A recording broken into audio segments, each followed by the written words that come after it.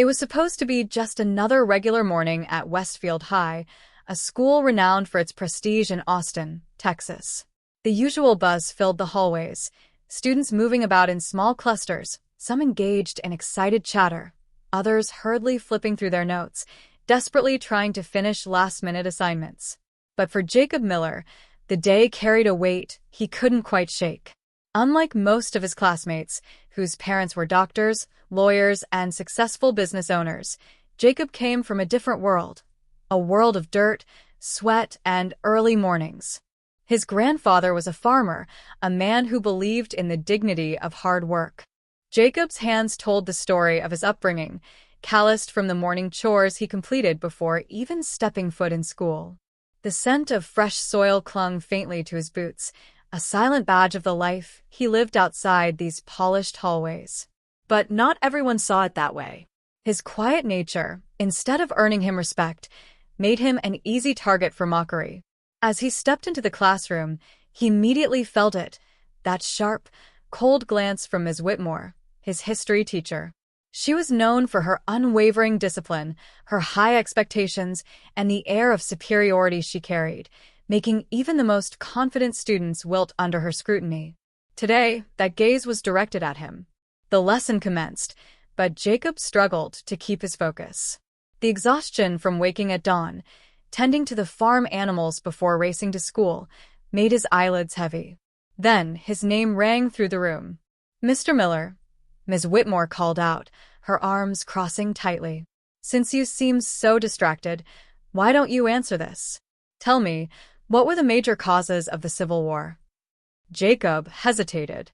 His mind scrambled to gather the information, but the fog of exhaustion made it difficult. "Well, A sharp click of her tongue cut through the silence. "If you spent more time paying attention in class, instead of whatever it is you do out in the fields, maybe you wouldn't embarrass yourself." Laughter rippled through the room. A familiar sting settled in Jacob's chest. Ms. Whitmore's lips curled into a smirk. "Honestly, I don't see the point in wasting my time on students who clearly aren't cut out for academics. Maybe you should stick to what you know best, feeding pigs and plowing dirt." The laughter died down. Even those who had mocked him moments ago shifted uncomfortably. The weight of her words hung in the air, cruel and deliberate. Jacob slowly stood up, his hands gripping the edge of his desk so tightly that his knuckles turned white. When he spoke, his voice was calm, but there was fire behind it. "I may not be as book-smart as the rest, but that doesn't mean I deserve to be treated like I'm worth less." Ms. Whitmore arched a brow. "Then prove it," she challenged. "Otherwise, leave my classroom." The words cut deep, but Jacob didn't argue.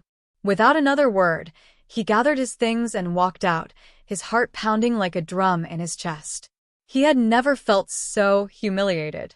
The next morning, as the golden rays of sunlight kissed the school grounds, an unusual commotion broke out. A sound, deep, rhythmic, commanding, rumbled through the air. The unmistakable whirring of helicopter blades. Students and teachers rushed outside, their faces etched with confusion. And then, before their eyes, a sleek black helicopter descended gracefully onto the school's football field. The door swung open, and out stepped a man who radiated authority. Tall. Commanding. Sharp. His tailored suit was pristine, but his presence alone was what truly captured everyone's attention. James Miller, Jacob's grandfather. A hush fell over the crowd. Even Ms. Whitmore, usually composed and unwavering, looked visibly unsettled. Because James Miller wasn't just a farmer. He was a man whose name carried weight across Texas. The mastermind behind a massive agribusiness empire, he had revolutionized sustainable farming, supplying organic produce to top restaurants and major grocery chains nationwide. He wasn't just a farmer, he was a leader, a visionary, a man who had built something monumental with his own two hands. And now he was standing right there in the school hallway. Jacob followed behind him, his posture straighter, his expression unreadable. Mr. Miller's voice cut through the silence.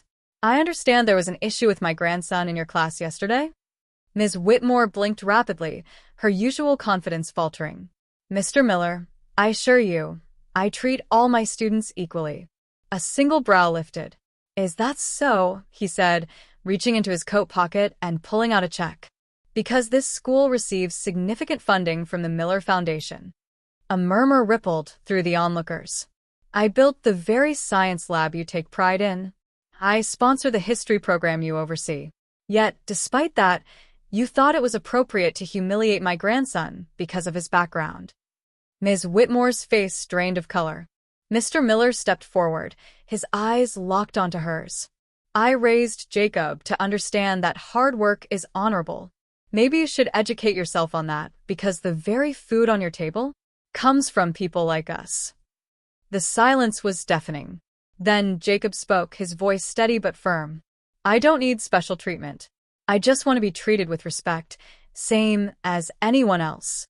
Ms. Whitmore nodded stiffly, unable to meet his gaze. I understand. I apologize, Jacob. A satisfied smile tugged at Mr. Miller's lips. Good. Because respect isn't given based on wealth or status. It's earned through integrity and hard work. And my grandson has both. The hallway erupted into cheers. Students who had once overlooked Jacob now nodded at him with admiration.